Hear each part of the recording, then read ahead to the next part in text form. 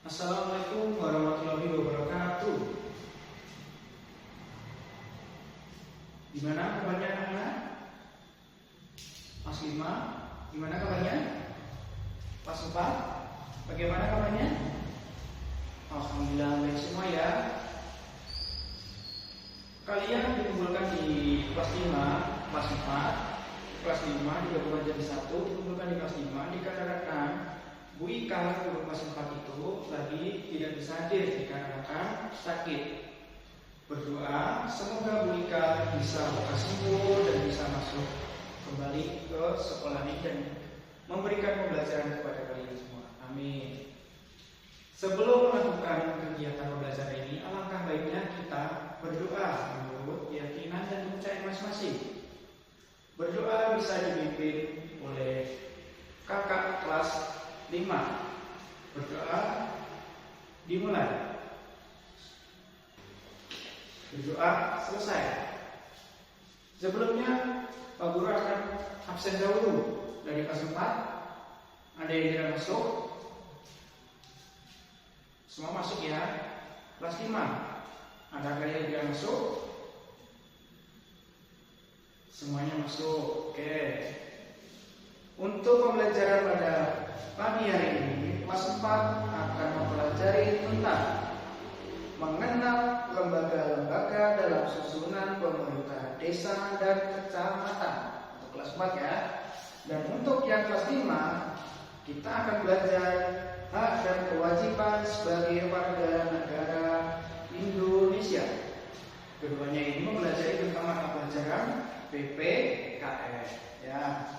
Untuk tujuan pembelajaran dari kelas 4, tujuan pembelajaran yaitu setelah mengikuti pembelajaran, siswa mampu menyebutkan minimal 3 lembaga di tingkat desa dan kecamatan. Yang kedua, menjelaskan tugas kepala desa dan camat secara lisan. Yang ketiga, menggambarkan struktur pemerintah desa. Untuk yang kelas 4. Sekarang untuk yang kelas 5, tujuan belajarnya adalah yang pertama, menjelaskan pengertian hak dan kewajiban sebagai warga negara. Yang kedua, memberikan contoh pelaksanaan hak dan kewajiban dalam kehidupan sehari-hari. Yang ketiga, menunjukkan sikap bertanggung jawab dalam melaksanakan kewajiban di lingkungan sekolah dan masyarakat. Nah, itu untuk tujuan pembelajaran dari kedua kelas ini ya, yaitu kelas 4 dan kelas 5. Nah, untuk selanjutnya itu akan dibentuk kelompok dari masing-masing kelas. Kebetulan dari kelas 4 ada 8 anak dan kelas 5 juga ada 8 anak. Dari masing-masing kelas dibagi menjadi 2 kelompok. Yang kelas 4 2 kelompok, yang kelas 5 2 kelompok. Kelompok ini nanti untuk berdiskusi untuk mengerjakan tugas untuk selanjutnya nanti dipresentasikan ke depan. Paham anak-anak? Sekarang berkumpul dengan kelompok masing-masing. Sebelum kalian mengerjakan tugas kalian, Papan akan menjelaskan dulu materi dari kelas 4 dan kelas 5. Papan akan memulai dari materi kelas 4 terlebih dahulu. Apa itu pengertian pemerintah desa dan kecamatan? Yaitu bagian penting dari sistem pemerintahan di Indonesia. Pemerintah ini berfungsi mengatur kehidupan masyarakat di wilayah administratif terkecil agar berjalan tertib, adil, dan sesuai dengan peraturan perundang-undangan. Untuk menjalankan tugasnya, pemerintah desa dan kecamatan dibantu oleh berbagai lembaga yang memiliki fungsi dan peran masing-masing. Itu adalah pengertian pemerintah desa dan kecamatan. Terus, pengertian pemerintah desa dan kecamatan ini lebih spesifik lagi ya, lebih rinci lagi pengertiannya. Yang pertama, pemerintah desa. Pemerintah desa adalah pemerintahan yang berada pada tingkat desa yang mengatur dan mengurus kepentingan masyarakat di wilayah desa tersebut. Jadi pemerintah desa ini mengatur tentang kepentingan masyarakat di tingkat desa. Itu namanya pemerintah desa. Pemerintah desa memiliki kewenangan untuk mengelola potensi dan sumber daya. Jadi pemerintah desa ini mempunyai wewenang untuk mengelola dan mengatur sumber daya yang ada di desa. Terus yang kedua, pemerintah kecamatan. Pemerintahan kecamatan berada di tingkat kecamatan. Nah, kalau pemerintah desa berada di tingkat desa, kalau pemerintah kecamatan adalah yang ada di kecamatan, yang merupakan wilayah administrasi di atas desa dan di bawah kabupaten. Nah, berarti pemerintah kecamatan ini levelnya itu di atas desa, di bawah kabupaten. Terus pemerintahan kecamatan berfungsi sebagai perpanjangan tangan pemerintah kabupaten dalam melaksanakan pemerintahan dan pembangunan di wilayah kecamatan. Jadi pemerintah kecamatan ini berfungsi sebagai perpanjangan tangan, menyalurkan dari kabupaten ke kecamatan, mengelola wilayah kecamatan. Terus lembaga-lembaga dalam pemerintahan desa. Jadi di pemerintah desa itu ada berbagai lembaga. Lembaganya apa saja? Yang pertama adalah kepala desa. Tahu kan kepala desa? Bapak Lurah. Nah, kepala desa adalah pemimpin tertinggi dalam pemerintahan desa. Jadi bertanggung jawab atas desanya, pemimpinnya, yang bertanggung jawab langsung terhadap pelaksanaan pemerintahan dan pembangunan desa. Tugasnya apa?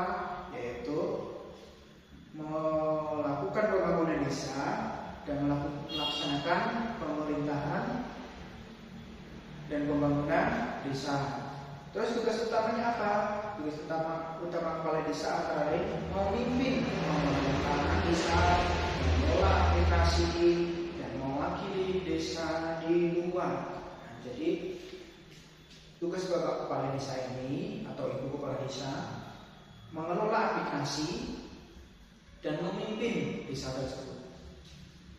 Terus yang kedua, tadi ada kepala desa. Sekarang yang kedua, Badan Permusyawaratan Desa atau BPD. BPD adalah lembaga yang berfungsi sebagai mitra kepala desa. BPD adalah lembaga yang berfungsi sebagai mitra kepala desa. Yang kedua, BPD berperan dalam membuat peraturan desa. Jadi BPD ini ikut serta membuat peraturan desa. Terus mengawasi jalannya pemerintahan desa. Jadi pemerintah desa itu ada yang pengawasnya. Pengawasnya siapa? BPD. Nah. Terus yang ketiga, ada lembaga kemasyarakatan desa. Lembaga ini mencakup berbagai organisasi sosial dan adat yang berfungsi membantu pelaksanaan pembangunan dan pemberdayaan masyarakat. Contohnya apa? Contohnya PKK. Apa itu PKK, Pak? Pemberdayaan kesejahteraan keluarga. Nah, terus sekarang Taruna dan LPMD atau Lembaga Pemberdayaan Masyarakat Desa. Sekarang lembaga-lembaga dalam pemerintahan kecamatan. Kalau tadi desa, sekarang tingkat kecamatan. Jadi lebih tinggi. Yang pertama adalah camat. Kalau di desa tadi ada kepala desa, sekarang kalau di kecamatan ada namanya camat. Camat itu apa? Camat adalah pejabat pemerintah yang memimpin pemerintahan kecamatan. Jadi memimpin tingkat kecamatan. Kalau kepala desa tadi memimpin tingkat desa. Bedanya ini ya, bapak kepala desa dan bapak camat. Kalau bapak kepala desa memimpin desa, kalau bapak kecamatan bapak camat memimpin tingkat kecamatan. Terus camat tugasnya apa? Bertugas mengkoordinasikan dan mengawasi pelaksanaan tugas di desa-desa dalam kecamatan tersebut. Tugasnya sama seperti di desa tadi, tapi levelnya tingkat kecamatan. Mengkoordinasikan dan mengawasi pelaksanaan tugas di desa-desa. Nah, jadi Bapak Camat itu mengawasi desa-desa di tingkat kecamatan. Terus camat merupakan penghubung antar pemerintah kabupaten dan desa. Jadi Bapak Camat ini atau camat ini merupakan penghubung antar pemerintah kabupaten, desa, dan desa, kabupaten dan desa. Terus yang pertama ada camat, yang kedua ada sekretariat kecamatan. Sekretariat kecamatan adalah lembaga pendukung camat yang membantu administrasi dan koordinasi kegiatan pemerintahan di kecamatan. Nah, sekretariat kecamatan ini adalah lembaga pendukung camat yang membantu administrasi, ya, yang membantu administrasi dan koordinasi kegiatan pemerintahan di kecamatan. Terus yang ketiga, kepala seksi. Apa sih itu kepala seksi? Kepala seksi adalah pejabat yang bertanggung jawab pada bidang tertentu seperti pemerintahan, kesejahteraan rakyat, dan pemberdayaan masyarakat di kecamatan. Sudah jelas ya? Oke. Secara kesimpulan itu jadi dari berbagai materi yang berjelas awal tadi diambil kesimpulan bahwa yang pertama, pemerintah desa dan kecamatan adalah unit pemerintahan yang berfungsi melayani masyarakat secara langsung. Nah, jadi pemerintah desa itu melayani masyarakat secara langsung. Yang kedua, setiap lembaga dalam pemerintah desa dan kecamatan memiliki fungsi, tugas, dan peran penting yang saling melengkapi.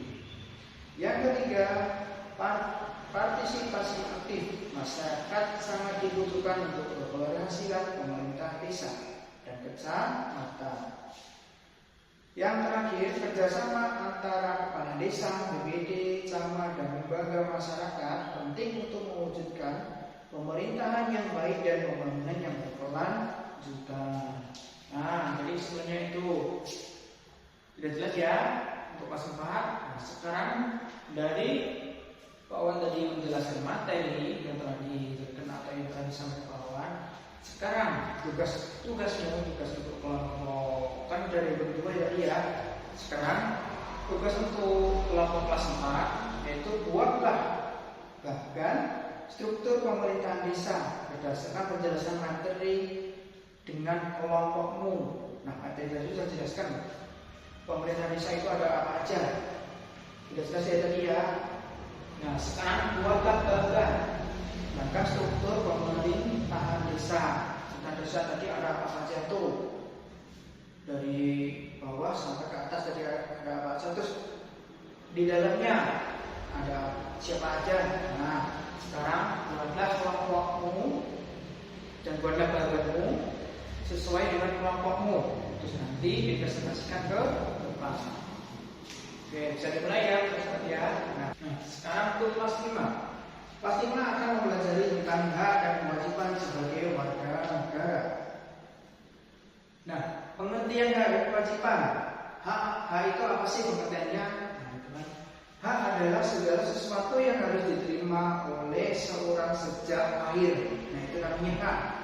Hak apa tadi? Adalah segala sesuatu yang harus diterima sejak lahir, tanpa memandang latar belakang, agama, suku, atau status sosial. Jadi tidak boleh dibedakan, semua sama. Hak bersifat mutlak dan tidak bisa diabaikan. Dalam kehidupan bernegara, hak warga negara dijamin oleh undang-undang, jadi dilindungi oleh undang-undang. Contohnya apa sih hak itu? Contoh hak warga negara. Yang pertama, hak untuk hidup layak. Nah, terus yang kedua, hak mendapatkan pendidikan. Yang ketiga, hak atas perlindungan hukum. Yang keempat, hak menyampaikan pendapat. Nah, itu adalah pengertian dan contohnya hak. Terus yang kedua adalah pengertian kewajiban. Kewajiban itu apa sih pengertiannya? Kewajiban adalah segala sesuatu yang harus dilakukan oleh seseorang sebagai bentuk tanggung jawab terhadap dirinya, orang lain, masyarakat, dan negara. Kewajiban dilakukan tanpa menunggu diberi hak terlebih dahulu. Nah, kewajiban itu dilakukan tanpa menunggu diberi hak terlebih dahulu. Artinya, meskipun kita belum mendapatkan hak, kita tetap harus menjalankan kewajiban. Jadi kita sebelum mendapatkan hak harus menjalankan kewajiban dengan penuh tanggung jawab. Terus contohnya kewajiban. Yang pertama, menaati peraturan hukum. Terus yang kedua, menghormati hak orang lain. Yang ketiga, membayar pajak. Yang terakhir, menjaga lingkungan. Nah, itu adalah contoh kewajiban. Terus perbedaannya apa sih perbedaan hak dan kewajiban? Nah, ini perbedaan hak. Hak itu adalah sesuatu yang harus diterima. Itu artinya hak itu adalah sesuatu yang harus diterima. Kalau kewajiban adalah sesuatu yang harus dilakukan. Nah, sesuatu yang harus dilakukan. Jadi tahu ya perbedaannya ya, hak antara kewajiban. Kalau hak itu sesuatu yang harus kita terima. Kalau kewajiban adalah sesuatu yang harus kita lakukan. Terus yang hak bersifat bebas tanpa paksaan. Kalau kewajiban bersifat mengikat dan wajib dilaksanakan. Nah, itu bedanya. Terus yang hak bisa diperjuangkan jika tidak didapat. Jadi kalau tidak dapat itu bisa diperjuangkan. Kalau kewajiban harus dilaksanakan tanpa menunggu hak.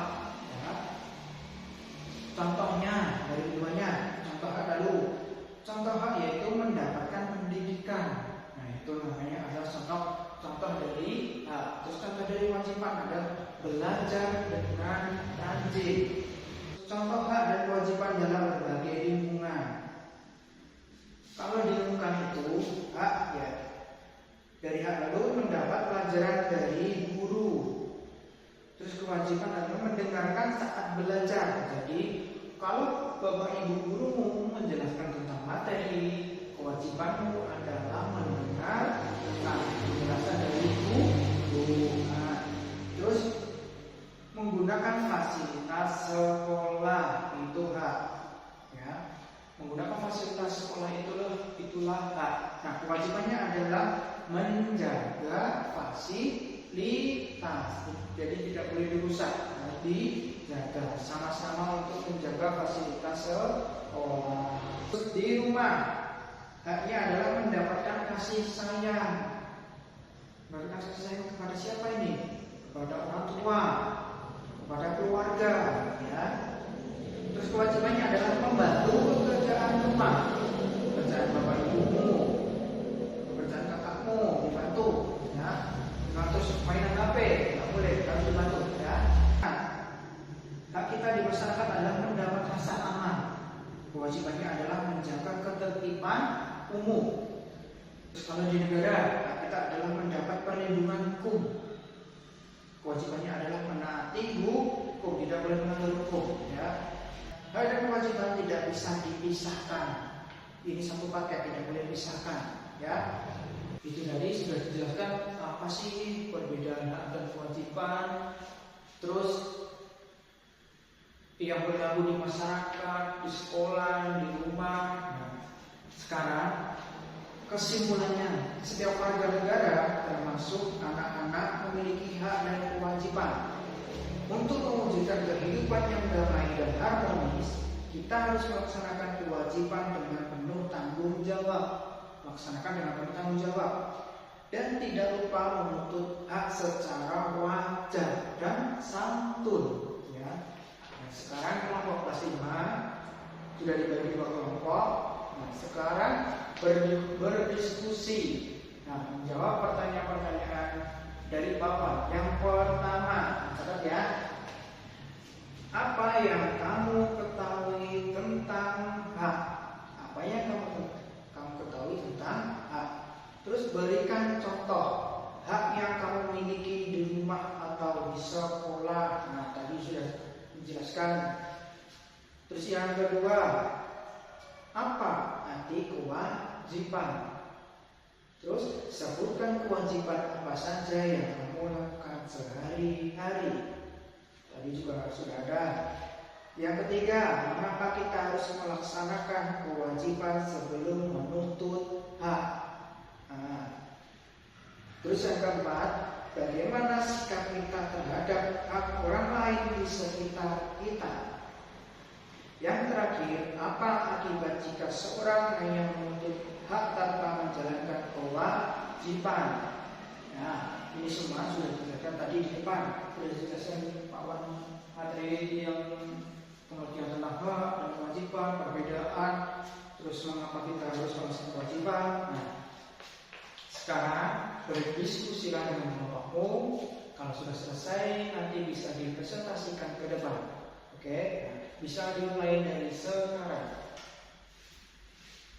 Oke, bagaimana untuk kelas 4 sudah selesai? Sudah. Untuk kelas 5, apakah sudah selesai? Sudah, oke. Untuk presentasi yang maju ke depan dimulai dari kelas 4 terlebih dahulu, dari kelompok 1 bisa maju ke depan. Ya, oke. Untuk kelompok 1 presentasinya cukup menarik dan benar. Terus sekarang untuk kelompok 2 bisa maju ke depan. Nah, penjelasannya cukup menarik dan bagiannya sudah benar. Berikan aplaus dulu untuk kedua kelompok. Nah, kelas 4 sudah, sekarang kelas 5 dari kelompok 1 bisa maju ke depan. Oke, silakan. Nah, untuk kelompok 1 dari kelas 5 penjelasannya cukup jelas, jawabannya benar. Terus sekarang lanjut untuk kelompok 2 bisa maju ke depan. Nah, untuk kelompok 2 begitu jelas juga, pengertiannya benar, jawabannya benar, terus jawabannya juga terinci, detail. Nah, beri aplaus dulu untuk kedua kelompok dari kelas 5. Dari masing-masing dua kelas ini bahwasanya sudah mengerti atau paham mengenai materi-materi yang sudah dijelaskan oleh Bapak Guru tadi ya. Nah, di antaranya yang untuk kelas 4 adalah mengenai pemerintah desa dan kecamatan. Apa sih pengertiannya? Adalah unit pemerintah yang berfungsi melayani masyarakat secara langsung. Nah, untuk kelas 5 memahami apa sih materi-materi yang sudah dijelaskan oleh Bapak Guru, yaitu tentang hak dan kewajiban. Kesimpulannya yaitu setiap warga negara termasuk anak-anak memiliki hak dan kewajiban untuk mewujudkan kehidupan yang damai dan harmonis. Tidak bisa menjawab soal-soal atau pertanyaan-pertanyaan dari Bapak Guru yang sudah berikan kepada kalian. Nah, sekarang materi pembelajaran sudah cukup. Untuk kelas 4 sudah paham dan kelas 5 sudah memahami juga. Nah, sekarang kita akhiri pembelajaran pada hari ini dengan mengucapkan kata alhamdulillah bersama-sama. Alhamdulillahirobbilalamin. Nah, pembelajaran cukup sekian. Akhir kata, wassalamualaikum